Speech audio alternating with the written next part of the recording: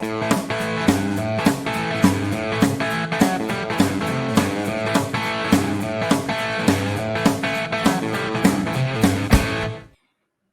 good morning, good afternoon, good evening, and good golly, Miss Molly.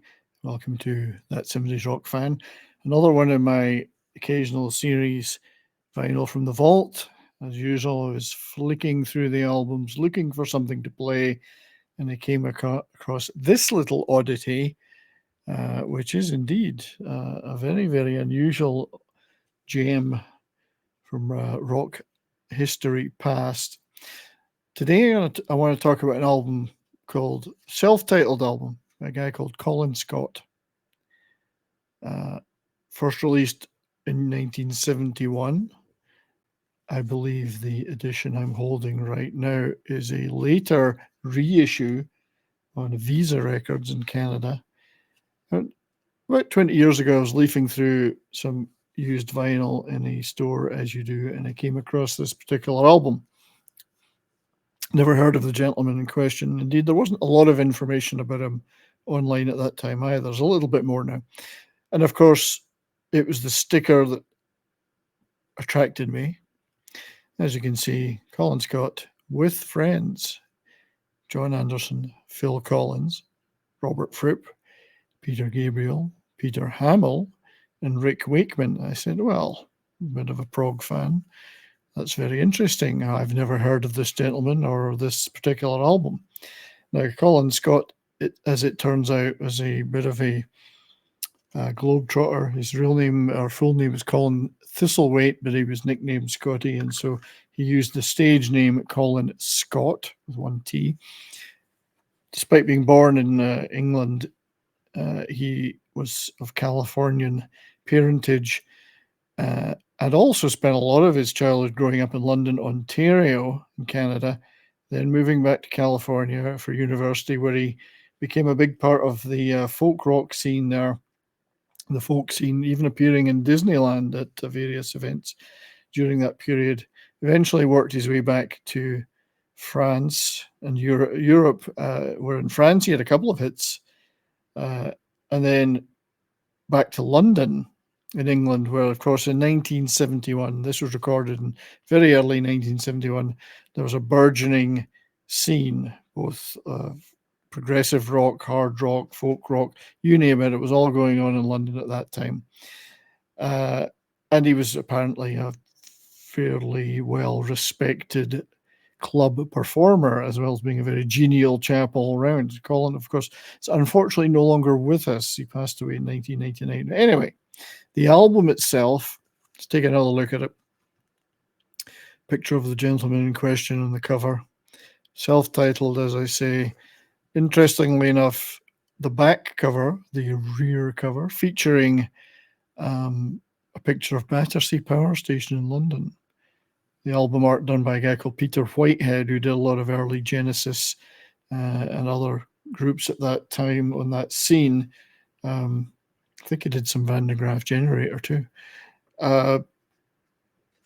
Several years before Pink Floyd's Animals, featured the same building, of course.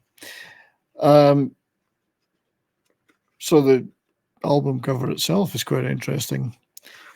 Before we talk about some of the people on this album and how they ended up there, obviously we'll take a little look at the inner sleeve, featuring various snippets, postcards, post-it notes, mentioning some of the musicians on there and some of the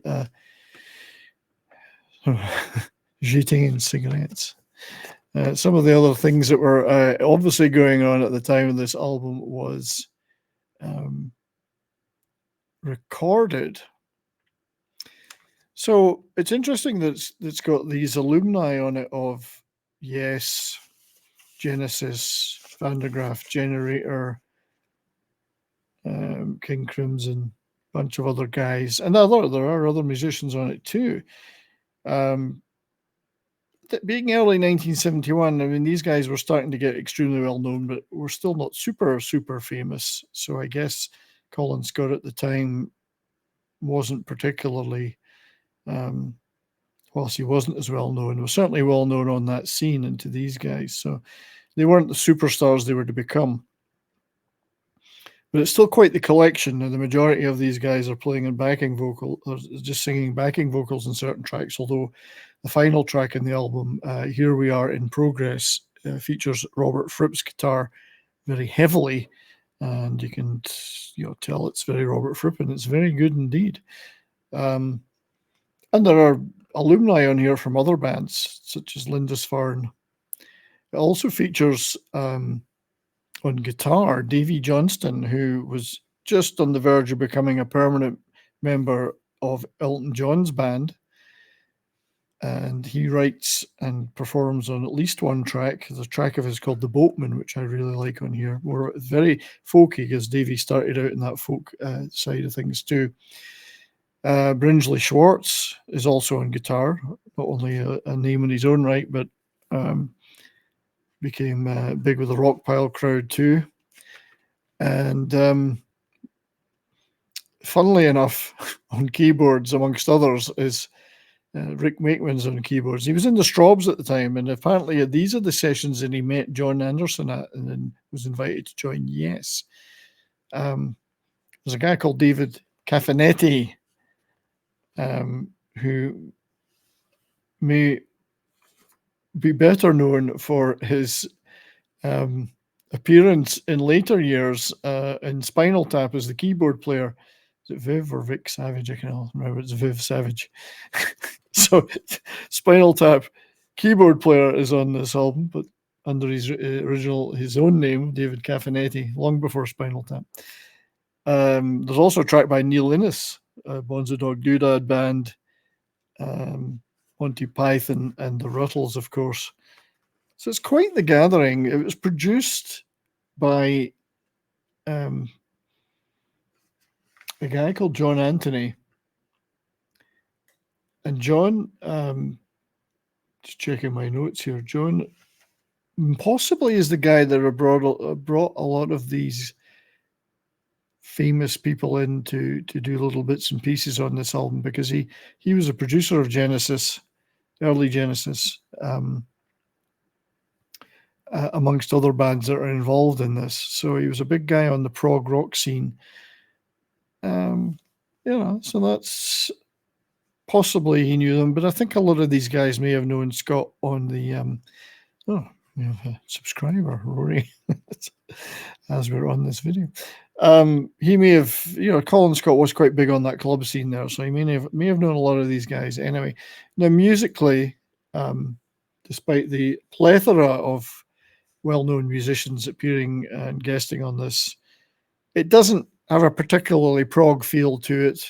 It's more towards the Colin Scot folk rock sound. He's got a great voice. He's a great acoustic guitar player. So it doesn't sound like an album with those guys in it. It does sound like his album. A lot of the songs are self-written. It's his stuff very much. So it's just interesting to see the amount of guests that he had on it, though. And as I say, largely in a backing vocal sense. His own tracks are pretty good. I mean, it's an interesting album. There's a couple of tracks I could probably live without, particularly one written by Mike Newbury, Baby and My Lady, which I don't think really fits extremely well. But, stuff like Night People, there's a track called Night People, Hey Sandy, Here We Are in Progress, are all excellent tracks. Folky, but also that early 1970s singer-songwriter thing with Elton John, Harry Nilsson, and others might spring to mind. So it is Colin Scot, 1971 album with superstar guests, or soon-to-be superstar guests. Very interesting piece of vinyl. Check it out if you get the chance. So thank you very much for watching this video. If you've liked it, please hit that thumbs up button. And if you've actually ever seen Colin Scot live back in the day, or do have this or any of his other albums, just let us know. Always interested to hear from someone who knows way more about the artist than I do. But otherwise, thanks very much for listening. Have a great day, and remember to keep on rocking.